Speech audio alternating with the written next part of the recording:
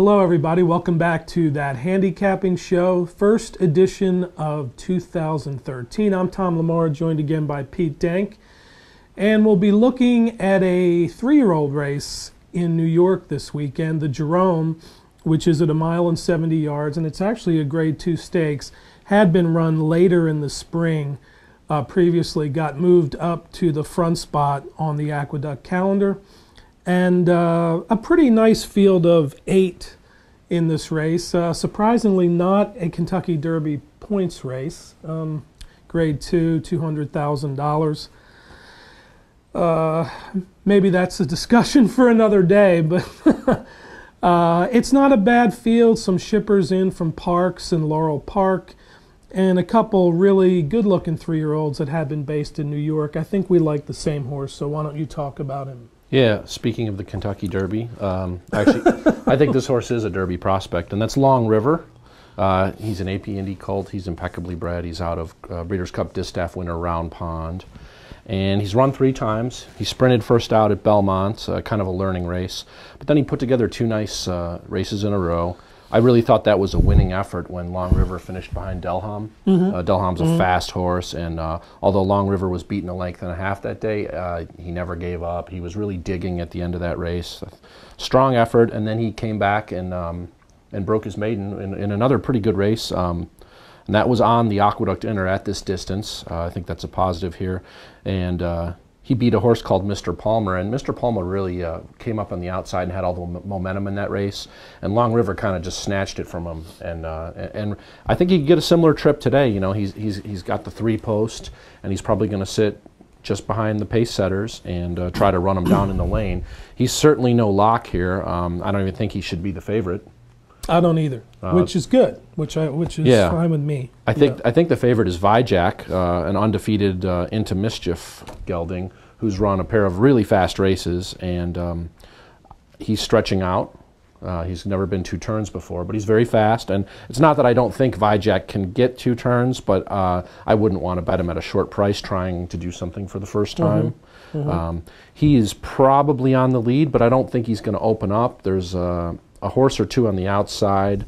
We should mention Mudflats. I think Mudflats is pressing Vyjack here at some point in the race. Mudflats broke his maiden in very fast time at Aqueduct when wearing blinkers for the first time. And he had previously been beaten by Long River by 6. And in that race, Mudflats looked very green.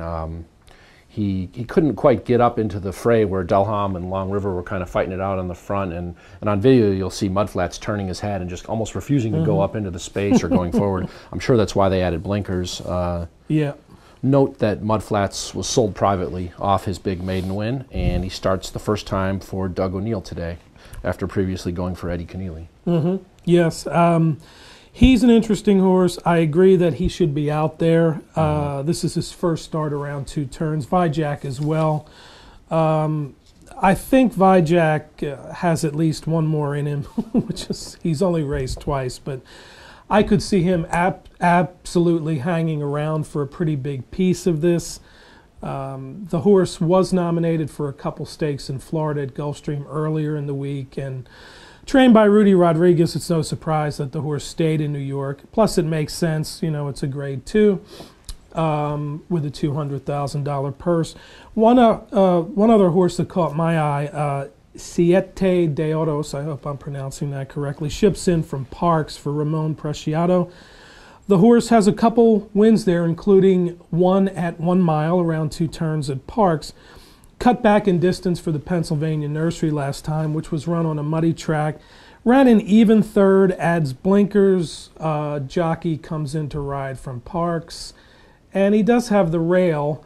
I'm thinking maybe he could save some ground. Maybe the blinkers will have him a little bit more into the race early. I'm not sure, but I think he might be one to use at a price. So I'll throw him in. Yeah, other horses, Amerigo Vespucci, Laurel Shipper, I wasn't impressed. I watched his races. He looked a little slow to me. Okay. I'll let the Laurel Shipper beat me. Not a Cat But a Llama, Todd Pletcher. This horse ran on dirt for the first time last time, was 2nd in the Damon Runyon, which I believe is a New York bred restricted race. But he ran a pretty good figure. I think he can get a piece here. He's not a horse I'm going to play on the win end, but he makes sense.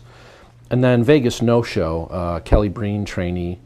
He ran a decent second in the Nashua behind Violence, and he came back and ran just awful in the Remsen. He's beaten 28.5 lengths. You know, if he were to run back to the race where he was behind Violence, he's potentially competitive here.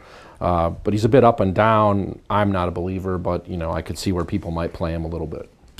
Yes, and actually, that horse has won his only 2 wins have come around 2 turns, which is interesting. So clearly a horse that you would probably use. I think that you could really spread out in this race underneath a horse, but for the purposes of the show, we're looking for Long River to start our new year on a winning note. And he is the only horse that is listed not to race on Lasix, but he hasn't raced on Lasix yet. So yeah, I think at the windows, if Long River's 5-2 or more, I could consider him for a win bet. I think here I'll play him on top of a tri-key.